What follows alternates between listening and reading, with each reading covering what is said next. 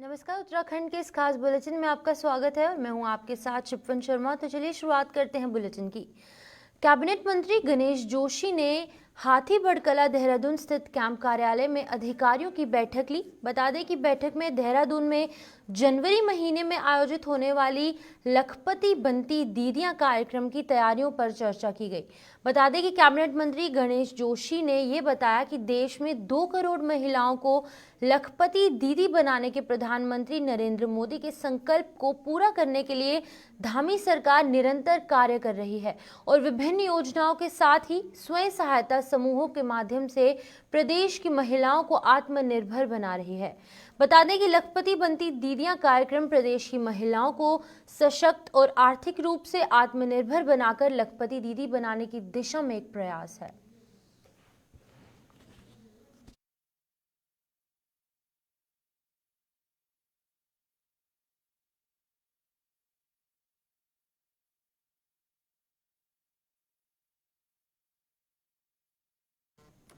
खेल मंत्री रेखा आर्य ने देहरादून स्थित कैंप कार्यालय में आगामी जनवरी महीने में मनाए जाने वाले युवा महोत्सव के संबंध में विभागीय अधिकारियों के साथ समीक्षा बैठक की। बता दें कि बैठक में मंत्री ने युवा महोत्सव की तैयारियों के बाबत अधिकारियों को उचित दिशा निर्देश भी दिए। बता दें कि मंत्री रेखा आर्य ने बताया कि आगामी 5 से 9 जनवरी 2024 के मध्य युवा महोत्सव आयोजित होगा और 12 जनवरी 2024 को स्वामी विवेकानंद जी का जन्म दिवस को राष्ट्रीय युवा दिवस के रूप में मनाया जाएगा। इस अवसर पर होने वाले कार्यक्रम युवा महोत्सव का शुभारंभ मुख्यमंत्री पुष्कर सिंह धामी करेंगे।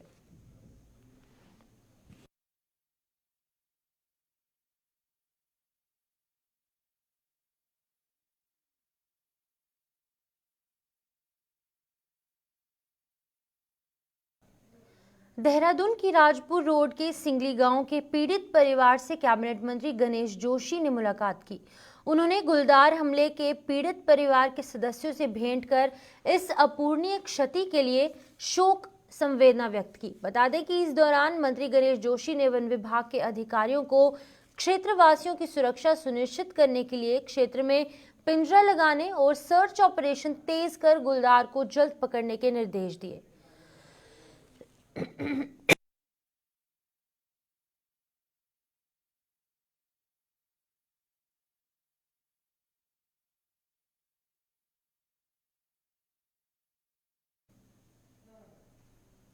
काशीपुर पुलिस ने 19 दिसंबर की रात आईटीआई थाना क्षेत्र स्थित हनुमान कॉलोनी में पिता और पुत्र को बंधक बनाकर बड़ी सशस्त्र डकैती के मामले में 7 अभियुक्तों को गिरफ्तार करने में बड़ी कामयाबी हासिल की। बता दें कि आरोपी नगर क्षेत्र की बंद पड़ी काशीपुर शुगर मिल परिसर में एक और नई डकैती की योजना बनाते हुए गिरफ्तार किए गए हैं। पुलिस ने अभियुक्तों की निशानदेही पर हनुमान कॉलोनी काशीपुर के अलावा पुंडा पांडे जिला मुरादाबाद में डकैती का माल बरामद भी किया है। मामले का खुलासा करते हुए जनपद के एसएसपी मंजूनाथ टीसी ने बताया कि मुखबिर और सीसीटीवी कैमरे की मदद से पुलिस ने इस वारदात का पर्दाफाश किया है। हमने निकाला, विभिन्न जनपदों पे हमने रेड मारा, कैमरेस को देखते हुए, सीडीआरस को देखते हुए, मैनुअल, टेक्निकल और सर्विलांस के माध्यम से इन सभी का समागम से हमने इस बहुत बड़ा अंतरराज्यीय गिरोह का वर्कआउट किया है। कुल मिला के बता दूं साथियों, ये बड़ा शातिर काइंड ऑफ अपराधी है। ये लोग वैसे तो दिन दहाड़े में, दिन के टाइम में वो मजदूरी, दिहाड़ी, पेंटर, रंगाई पुताई, ई रिक्शा चलाने का काम करते हैं, परंतु इनका आपराधिक इतिहास देख के मैं खुद हैरान हो गया हूँ। जो इनका गैंग लीडर है विनोद, उसके ऊपर 15 मुकदमे, उसमें 4 डकैती का है। तो ये दिन में तो ये सब काम करते हैं, फिर इसी टाइम में रखी करते हैं। उसके बाद जब ये डिसाइड करते हैं करना है तो वो बिल्कुल सटीक तरीके से जाके वहाँ पे उन घरों में रेड मारते हैं और वहाँ कोई भी विरोध करते हैं तो ये लूटपाट के अलावा डकैती भी करते हैं, बल प्रयोग भी करते हैं और जान से मारने को भी आगे पीछे नहीं देखते। बहुत ही ब्रूटल गैंग है ये। इसलिए ब्रूटल है क्योंकि पैसा आने के बाद ये लाइफस्टाइल नहीं चेंज करते, वापस उसी जगह पे आते हैं, वापस उसी जगह पे आके वापस मजदूरी का काम शुरू कर देते हैं। पी के रहने वाले हैं, 7 लोग गिरफ्तार हुए हैं। इनके इसमें जो है 3 तमंचे बरामद हुए हैं, बाकियों से चाकू, चूरी, विभिन्न डेंजरस वेपन्स बरामद हुए हैं। और जो भी माल गया था वो लगभग 80% से ऊपर सारे सोना और चांदी का ज्वेलरी, विभिन्न प्रकार के कैश बरामद हुए हैं। साथियों में एक और बात बताता हूँ, थाना मुंडिया का जी मुड़िया मुड़ा पांडे जनपद मुरादाबाद में एक डकैती और पंजीकृत था, जो अभी अनावरण नहीं हुआ था, जो हमारे यही गैंग ने करा था। उस डकैती में जो भी माल डकैती का मौसम विभाग ने मौसम को लेकर जानकारी दी है। बता दें कि मौसम विभाग के मुताबिक उत्तराखंड के मैदानी क्षेत्रों में घने कोहरे जो है वो दिख सकते हैं और वहीं हरिद्वार और उधम सिंह नगर में 2 दिन तक घने कोहरे की चेतावनी दी गई है। साथ ही मौसम विभाग ने 30 दिसंबर तक घने कोहरे का येलो अलर्ट भी जारी किया है। मौसम विभाग ने 30 दिसंबर से 5 पहाड़ी क्षेत्रों में बारिश और बर्फबारी की संभावना जताई। बता दें कि उत्तरकाशी, रुद्रप्रयाग, चमोली, बागेश्वर, पिथौरागढ़ में कहीं कहीं हल्की बारिश की संभावना है। इन जिलों में 3000 मीटर से अधिक ऊंचाई पर बर्फबारी की भी संभावना जताई गई है।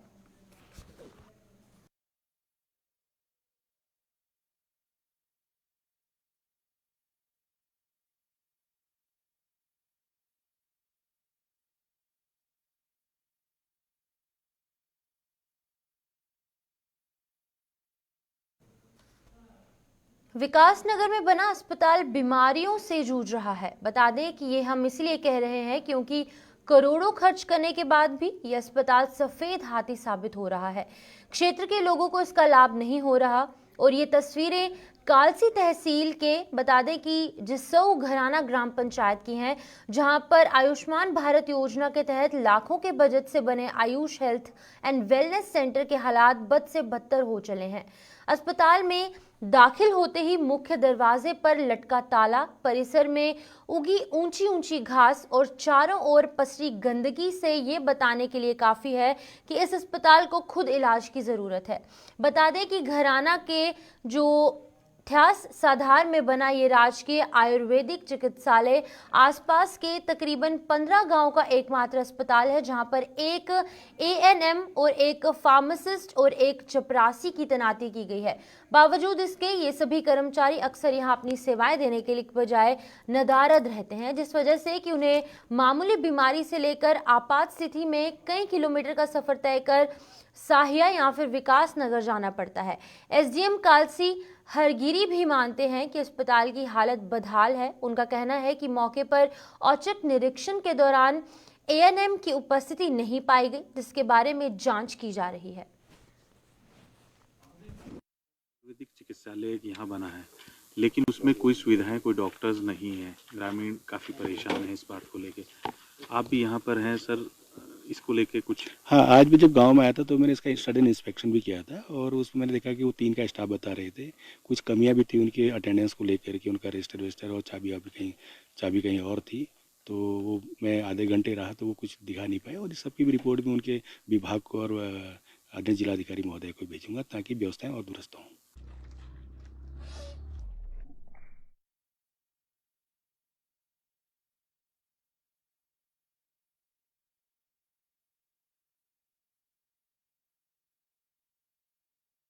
विंटर लाइन कार्निवल के तहत आयोजित विंटेज कार रैली में 1929 से लेकर 1962 तक की गाड़ियों की प्रदर्शनी लगाई गई।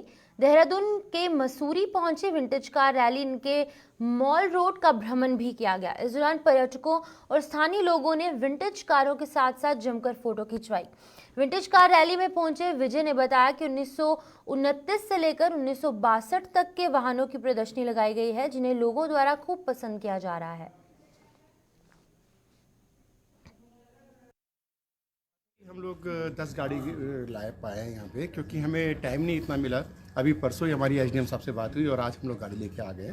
तो अगर हमें थोड़ा सा और टाइम होता तो हो सकता था हम 25-30 गाड़ी लेके आते। तो बड़ा अच्छा लगा यहाँ के, और ख़ासकर इनका प्रोग्राम देख के और इनका जो तरीका है सब देख के बहुत अच्छा लगा। सर ये 10 गाड़ी है ये?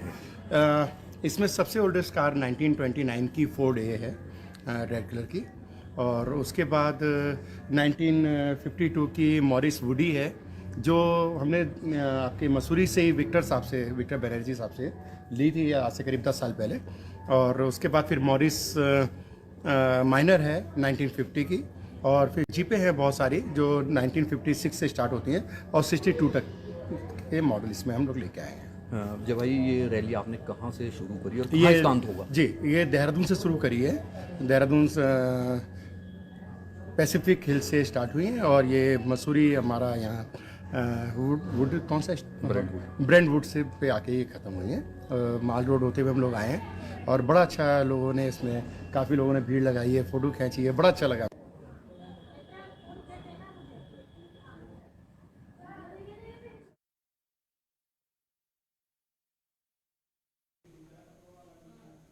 लंढौर क्षेत्र के व्यापारियों ने लंढौर चौक पर क्षेत्र की उपेक्षा का आरोप लगाते हुए धरना प्रदर्शन किया। व्यापारियों का आरोप है कि विंटर लाइन कार्निवल के तहत आयोजित होने वाले कार्यक्रम में लंढौर बाजार में कार्यक्रम आयोजित होने थे, लेकिन रात को मंच लगाया गया और सुबह उसे उठा लिया गया। साथ ही यहां पर ये तय कार्यक्रम भी आयोजित नहीं किए गए, जिस पर कि व्यापारी सड़क पर बैठ गए हैं। विंटर लाइन कार्निवल के अंतर्गत लंढौर बाजार में कलाकारों द्वारा कार्यक्रम आयोजित किया जाना था, लेकिन पूरी तैयारी हो जाने के बाद कार्यक्रम को स्थगित कर दिया गया, जिससे कि व्यापारी और जो स्थानीय लोग हैं उनमें खासा आक्रोश हो गया है। मौके पर पहुंचे नायब तहसीलदार द्वारा आश्वासन के बाद व्यापारियों ने अपना धरना प्रदर्शन स्थगित कर दिया। व्यापारियों ने कहा कि हमेशा से ही लंढौर बाजार की उपेक्षा होती रही है और यहाँ के व्यापारी पलायन के लिए मजबूर हो चुके हैं।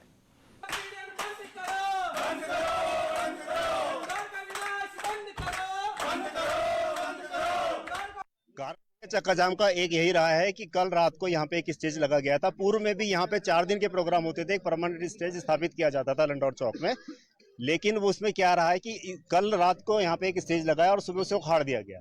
प्रशासन का कहना है कि कार्यक्रम में करने वालों ने मना करा कि हम यहाँ नहीं कर सकते। क्या इससे पूर्व कार्यक्रम नहीं हुए? 4 दिन तक लगातार यहाँ पे पूर्व में स्टेज लगा रहता था। स्थानीय नागरिक और बाहर से कई टूरिस्टों ने आके एंजॉय किया, बड़ा मेला लगा था। मेरे पास आज भी उसके वीडियो उपलब्ध हैं, आप चाहेंगे तो मैं उपलब्ध करवा दूंगा पूर्व के वीडियो। लेकिन हमेशा से हमारे को अनदेखा करा गया है।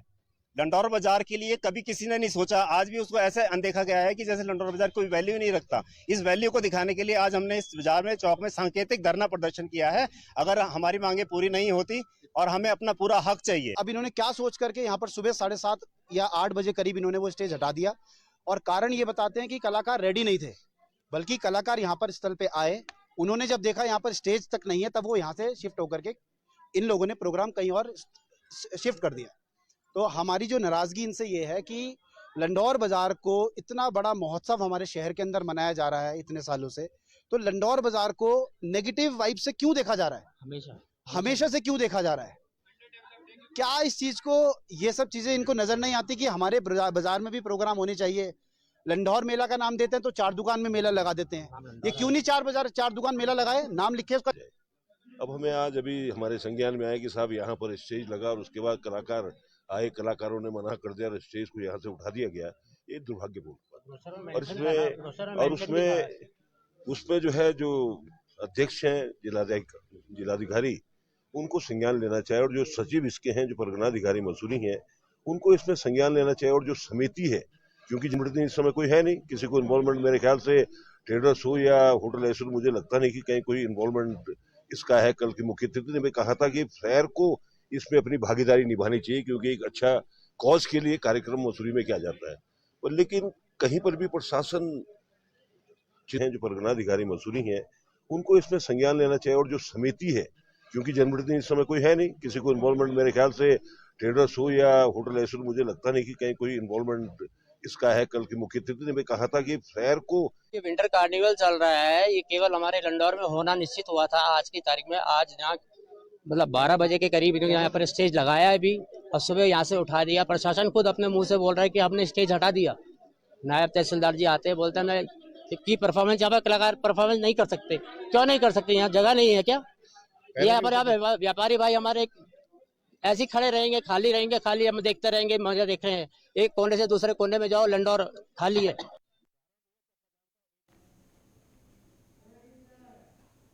चक्राता विधानसभा के हरिपुर कोटी मीनस मोटर मार्ग पर सुखोई खड्ड के समीप 200 कट्टे से लदा हुआ एक ट्रक खाई में गिर गया। बता दें कि खाई में ट्रक गिरने से चालक की मौके पर मौत हो गई। वहीं राजस्व पुलिस चक्राता घटनास्थल की ओर रवाना हुई। बताया जा रहा है कि सुबह सुबह विकास नगर से त्यूनी के लिए एक भरा हुआ ट्रक रवाना हुआ था, लेकिन सुखोई खड्ड के पास अनियंत्रित होकर खाई में गिर गया, जिसमें कि चालक की मौके पर मौत हो गई। मौके पर पहुंची एसडीआरएफ की टीम ने रेस्क्यू ऑपरेशन कर शव को खाई से बाहर निकाला। वहीं चालक का नाम त्रिलोक सिंह पुत्र देव सिंह, ग्राम जेली, जिला अल्मोड़ा बताया जा रहा है।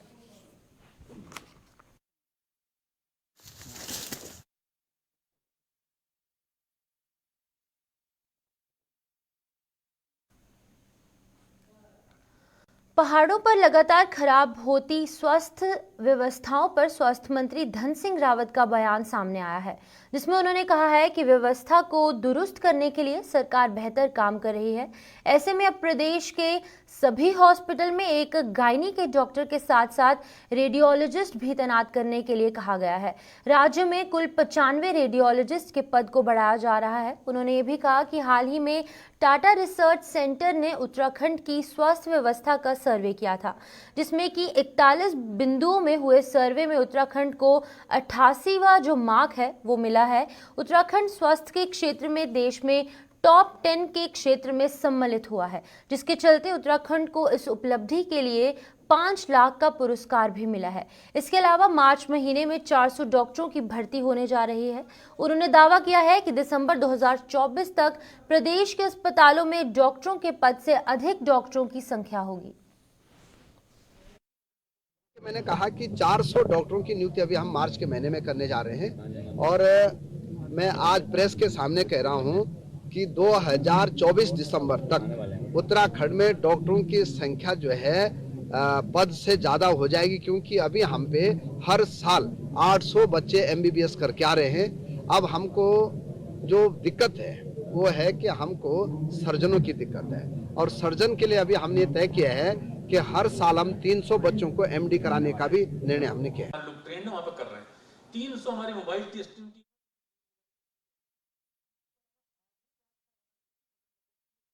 लक्सर गन्ना सहकारी समिति परिसर में किसान धरने पर बैठ चुके हैं। किसानों का आरोप है कि उत्तराखंड सरकार का रवैया किसानों के प्रति सही नहीं है। उन्होंने अपनी मांग रखते हुए कहा कि सरकार किसानों के गन्ने का भाव निर्धारित नहीं कर रही, जिससे कि किसानों का शोषण हो रहा है। किसान गन्ना मिल को गन्ना सप्लाई कर रहा है, लेकिन उसे अभी तक यही जानकारी नहीं है कि उसके गन्ने का भाव क्या है। ऐसे में किसानों का शोषण हो रहा है और किसानों ने मांग की है कि सरकार अति शीघ्र गन्ने का भाव निर्धारित कर जारी करे, वरना किसान को उग्र रूप लेना पड़ेगा। चाहे 6 महीने में गन्ना डिक्लेयर ना करें, हम उठाएंगे नहीं, और हम अलग अलग चरणों में इसे बढ़ाते रहेंगे। अब जैसा हम 1 तारीख के बाद सोसाइटी बंद करेंगे, हमने कर रखा, उसके बाद हम सड़क बंद करेंगे, मिल भी बंद करेंगे। हालांकि मिल वालों की इसमें कोई गलती नहीं है, परंतु भाई अपने जो प्रदर्शनकारी होता है वो तो बिल्कुल सोचता नहीं इस बात को, उसे क्या करना क्या नहीं करना। इसी तरह से हम धरना प्रदर्शन मजबूती के साथ करेंगे, और हम बिना यहाँ से भाव डिक्लेयर हुए उठेंगे नहीं। और मांग ये यूपी के बराबर कहते हैं, बराबर का राज्य तो हरियाणा भी है, पंजाब भी है, ये उसके बराबर कर दो भाव हमारा, और नहीं तो ये इसी भाव को कर दो, देख करना मिल जाएगा कहीं ना। कल से आज ये 355 के डाल दो उसमें रेट, तो कल को गन्ने का रेट मिल जाएगा। के भुगतान गन्ने के भाव को लेकर, रेट को लेकर हमारी जो पिछले हफ्ते माननीय गन्ना मंत्री सौरभ बहुगुणा जी से बैठक हुई है, जिसमें हमारे कई किसान प्रतिनिधि, डायरेक्टर और रुड़की के चेयरमैन इकबालपुर के वहाँ उपस्थित थे, और उन्होंने हमें पूरा आश्वासन दिया कि हम मुख्यमंत्री जी को कन्विंस करेंगे गन्ने का रेट ज़्यादा देने के लिए। यही बात जो हुई, मैं अपने आज हमारे जो किसान भाई यहाँ बैठे हैं इनसे ये निवेदन करने आया कि गन्ना मूल्य जो रेट है उसे हम उसे सर्वाधिक पूरे देश में देने की मांग हमने कर रखी है। और पहले भी जब निशंक जी मुख्यमंत्री जो वर्तमान में सांसद हैं, उनके टाइम में भी पूरे हिंदुस्तान में सर्वाधिक गन्ने का मूल्य उत्तराखंड ने दिया है। यही हमारी अब का मांग, और बहुत ही शीघ्र ही बराबर में उत्तर प्रदेश है, हमारा बहुत बड़ा हमारा भाई है, हम उसमें से अलग हुए हैं, उसके भी इंतजार रख ले। अगर उसका हो जाए तो एकदम देर नहीं लगने की, वो बहुत ही जल्दी कराएंगे। हम भंडार भरेंगे, लेकिन कीमत भगवानपुर विधायक ममता राकेश ने काफी दिनों से विवादित चली आ रही सड़क का लोकार्पण किया। दरअसल आपको बता दें कि नगर पंचायत अध्यक्ष प्रतिनिधि सुबोध राकेश और भगवानपुर विधायक ममता राकेश इस सड़क के निर्माण को लेकर आमने सामने हो गए थे। मामला पुलिस तक पहुंच गया था, जिसके बाद कि एसडीएम भगवानपुर ने मामले को अपने संज्ञान में लेते हुए दोनों पक्षों को अपने अपने दस्तावेज देने को कहा। इसके बाद नगर पंचायत द्वारा उक्त सड़क के निर्माण के लिए अनापत्ति पत्र जारी कर दिया गया। इसके बाद विधायक के प्रस्ताव के अनुसार सड़क का कार्य पूर्ण किया गया। हालांकि इस मामले पर भगवानपुर विधायक ममता राकेश ने कहा कि यह सड़क ना तो कभी विवादित थी और ना ही बस कुछ लोगों द्वारा बिना कारण के निर्माण कार्य को रोकने का काम किया जा रहा था। सरकारी कार्यों में बड़ा डालने के लिए कार्य किया गया था, लेकिन आज सत्य की जीत हुई है और इस सड़क का लोकार्पण किया गया है। विकास करने का कार्य कर रहे हैं। परमपिता परमात्मा के आशीर्वाद से पूरे क्षेत्र में चारों तरफ विकास कार्य हो रहे हैं। आपने भी कहा कि विवादित सड़क, न तो ये सड़क कभी विवादित थी और न अगर विवादित होती तो आज ये इस तरह से हम इसका लोकार्पण न करते। ये सड़क जिस दिन बनी बिना वजह अकारण इस सड़क के कार्य को रोकने का कार्य किया गया, विधायक निधि के कामों में हस्तक्षेप किया गया, सरकारी काम में बाधा डालने का प्रयास किया गया और आज देखिए सत्य की जीत हुई है। मैंने उस दिन भी कहा था कि अब इस पूरे प्रकरण की जांच होगी और जांच में जो सत्य होगा वही होगा और उसी को जिलाधिकारी महोदय के पास में यहाँ से गई थी और जिलाधिकारी महोदय ने पूरे प्रकरण की जाँच की। और आपको मैं बताना चाहूँगी कि जिस तरह से नगर पंचायत में गलत तरीके से और भी टेंडर डाले गए थे और कार्यकाल समाप्त होने के चंद घंटों पहले जिस तरह से टेंडर खोलने का प्रयास किया जा रहा था, तो वो प्रयास उनका विफल रहा और अब सभी टेंडर निरस्त हो गए। 2 करोड़ रुपए के टेंडर एडवांस लगाए गए थे, जबकि मात्र 70 लाख रुपए उनके पास मद था। सभी टेंडर निरस्त हो गए। जिलाधिकारी महोदय के यहाँ से आदेश जारी हो गए हैं 26 दिसंबर। 6,82,000 रुपए की लागत से ये सड़क बन करके तैयार हुई है। इसी तरह से भगवानपुर में ही शाहपुर में एक सड़क का उद्घाटन हमने HRDA से सड़क पास कराई है, विधायक निधि की सड़क। तो लगभग 25 लाख रुपए की लागत का अनुमानित सड़क ये है जो हमने आज भगवानपुर में सड़कों।